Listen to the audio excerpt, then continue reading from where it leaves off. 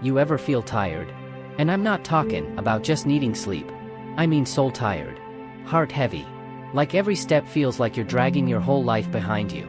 Yeah, that kind of tired. Sometimes we think we're just exhausted from life. But maybe, just maybe, we're not tired because of how far we've come. We're tired because we've been walking alone. You wake up, you push through the day, you smile when people ask how you're doing. And they say, stay strong. You got this. Keep going. But inside, you're screaming. I don't want to keep going like this. Now let me ask you, have you let anyone help carry the weight? No, really. Have you let God carry it? Because maybe, you're not meant to carry it all by yourself. Imagine this. A little kid with a backpack way too big. They wobble forward, struggling, slipping, because the bag is packed with things too heavy for them to hold. Books, bricks, burdens. And then, a loving parent kneels down, takes the bag off their back, and says, let me hold that for you. That's what God wants to do. That's what He's been waiting for. But we're so used to proving we can do it, so used to pretending we're okay, we forget there's someone stronger, someone gentler, who wants to walk with us.